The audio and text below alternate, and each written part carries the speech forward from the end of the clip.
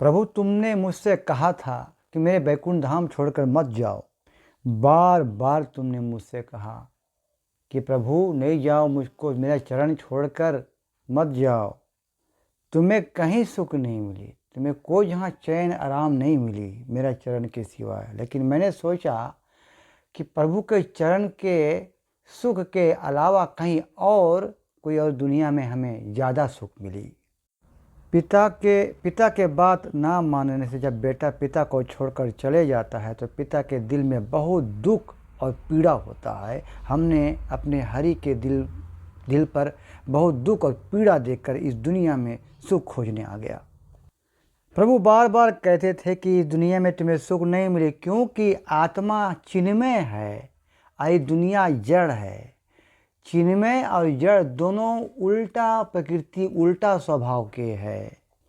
जो शरीर आत्मा के ऊपर चिपका है, हम लोग की जो शरीर है ये आत्मा के ऊपर चिपका है, और शरीर के जो स्वभाव है वो आत्मा के स्वभाव बिल्कुल विपरीत है। आत्मा सत है, शरीर सत नहीं है, हमेशा के लिए शरीर नहीं रहता। आत्मा ज्ञानमय है, आत्मा के स्कूल नहीं जाए पड़ता, लेकिन हम लोग को 6 बरस पे स्कूल जाना पड़ता है, क्योंकि उस शरीर के धर्म में हम लोग के पास ज्ञान नहीं है। और आत्मा में पूर्ण रूप से आनंद है, लेकिन शरीर में आनंद नहीं है, जन्म मृत्यु बुढ़ापा बीमारी है। तो आप देख सकते हैं इन 3 विश्लेषण से कि जो शरीर के स्वभाव है और आत्मा के स्वभाव बिल्कुल उल्टा है, एक दूसरे के विपरीत है।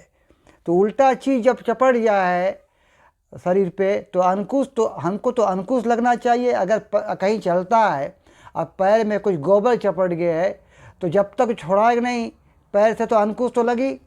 उसी तरह जब तक जीव आत्मा इस शरीर के पहनी से उसके मांगो अंकुश लगो, लेकिन अंकुश नहीं लगे है, इसी को कहते हैं मोह।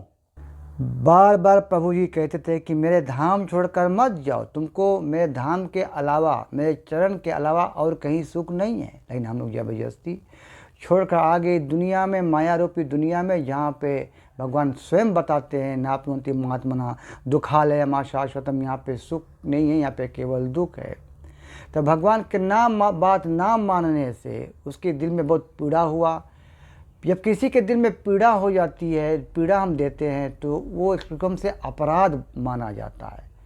तो हम प्रभु के चरणों में एक तौर से बहुत बड़ा अपराधी है, और सबसे बड़ा अपराधी अघारी दास है, क्योंकि अघारी दास भी वही काम करके आई से भगवान बताया था हमें कि नहीं जाओ अघारी दास, तुम्हें सुख नहीं मिले। लेकिन फिर भी हम छोड़ के आ गया और सोचा कि भगवान के चरण के अलावा हमें और कहीं सुख मिली, लेकिन सुख नहीं मिला, क्योंकि अब हम फलतः मैं भगवान के चरण का अपराधी हो गया है।